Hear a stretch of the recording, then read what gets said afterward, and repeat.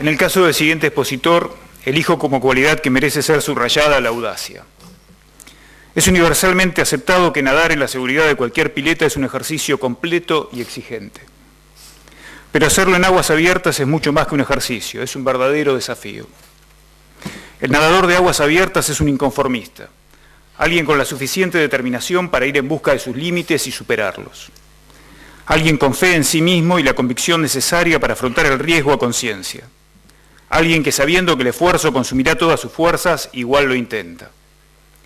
Cuando se cambia la certeza de lo artificial por la incógnita de la naturaleza, surgen factores que dan otra dimensión a la distancia por recorrer. La profundidad, el viento, el oleaje, la temperatura, el tipo de agua, influyen sobre el cansancio potenciándose en cada brazada, mientras se debe mantener la mente enfocada en el rumbo a la meta. Saber navegar desde un punto en el que las referencias tienden a desdibujarse. Nadador de aguas abiertas, con nosotros Ricardo López Murphy.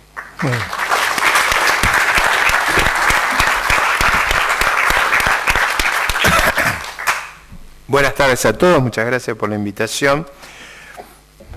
Yo voy a plantear el tema en una diferente aproximación, es decir, la influencia de las ideas liberales sobre las ideas políticas en la Argentina, es decir, no exclusivamente sobre el peronismo. Yo he luchado toda mi vida para que no me hagan peronista, es decir, y con esto quiero decir, durante mucho tiempo, sobre todo después del 46, prevaleció la idea que finalmente todos eran peronistas y eso tenía una interpretación, y como ahora prevalece la idea de que son todos kirchneristas, más light, menos light, pero que en última instancia no hay un debate sobre el rumbo que se sigue. Yo reconozco que no lo hubiera sido en el 45 y por supuesto ni se me ocurriría hacerlo ahora. Esto lo pongo como un bloque cultural distinto, es decir, yo no acepto eso de que hay un pensamiento dominante y que los demás tenemos que matizar ese pensamiento. Yo me voy a poner en una actitud de clara confrontación, si ustedes quieren, con la convicción de que veo la orilla, ya que me han designado nadador de aguas abiertas, es decir, mi gran preocupación es cuando veo la orilla, y cuando ya sé que ahí es una cuestión de tenacidad. En realidad, las ideas liberales estuvieron compitiendo, si ustedes quieren, colisionando con dos tradiciones fortísimas en la cultura argentina. Una tradición es la tradición hispánica, la tradición del virreinato, la tradición sobre la que se estructuró la formación de lo que luego fuera nuestra nación, y la tradición corporativa. Esos fueron dos elementos muy decisivos que han confrontado con las ideas de la libertad. Las ideas de la libertad tienen un enorme peso en la lucha por la independencia económica y la independencia política. En realidad, Vieites, Belgrano, Moreno, la representación de los hacendados era un clamor, no solo por la independencia, sino un clamor contra el monopolio español, contra el poder otorgado por el Estado y para privilegiar a uno y exaccionar al resto de la comunidad. O sea, usar el poder del Estado para agredir a, digamos, exaccionar al resto de los ciudadanos.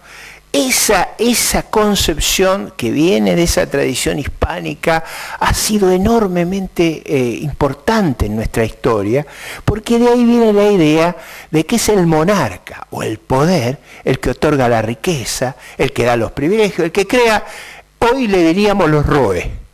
Los ROE son las licencias de importación y de exportación, pero eso el poder español daba la facultad y eso estuvo metido a sangre y fuego en nuestra mente.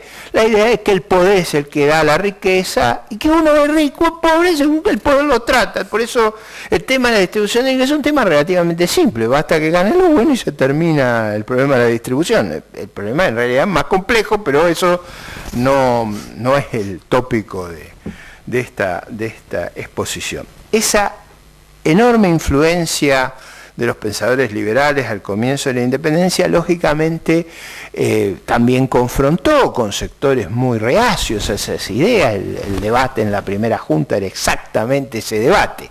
Y voy a traer el vigoroso comentario de Moreno, cuando el capitán Duarte quiere nominar a Cornelio Saavedra emperador, rey, y ahí Moreno reacciona con una virulencia enorme cuando dice: ni ebrio ni dormido podemos perder estas libertades y podemos hacer ese inmenso retroceso, esa genuflexión al poder, esa identificación del poder del gobierno, del que ejerce el poder del gobierno y del Estado. Es decir, la fracción, el gobierno y el Estado se identifican en uno.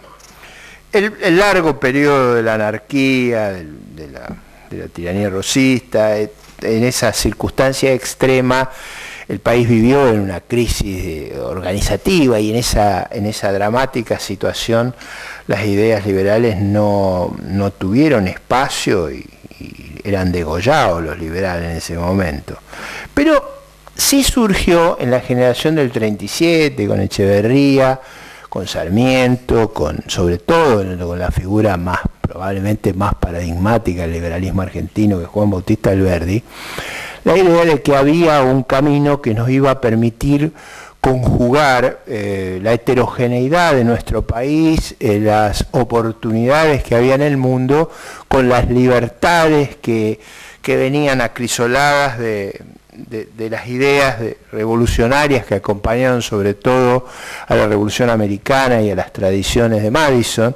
Es decir, la idea esta de que el gobierno limitado iba a tener controles y balances, iba a permitir que el mérito, el talento, la imaginación, la creatividad de las personas se expresara en un marco donde tuvieran las garantías y hubiera el equilibrio para que el poder no se apoderara de la sociedad civil, no se adueñara de nosotros. Y es en Alberdi, en la Constitución del 53, donde luego de la derrota de Rosas se plasman las ideas que hacen factible la convivencia en la diversidad, porque esa es la idea liberal esencial, es decir, poder convivir dentro de la diversidad y ser respetado. Es decir, lo que dice con tanta lucidez ese artículo de la Constitución, dice: las cuestiones privadas de los hombres pertenecen a los hombres, no son juzgables por el poder público. Es decir, la idea es que el poder público tiene un ámbito limitado de actuación, un ámbito limitado de actuación para resolver problemas que espontáneamente la sociedad civil no puede resolver. Es decir, hay cuestiones que espontáneamente la sociedad civil no puede resolver. Por ejemplo, no hay sociedad civil que pueda lidiar con el problema de generar un sistema de justicia, de generar un sistema de defensa. Ahí hay características de esas actividades que hacen que sea imposible que surjan del intercambio voluntario. Por eso, una idea falsa es que el pensamiento liberal está contra el Estado. No está contra el Estado, está con un Estado que respete ciertas reglas y que esté limitado en su accionar para no violar los derechos de las personas, sino para abrir oportunidades a los derechos de las personas. En ese sentido, el programa de la Constitución es un programa formidable.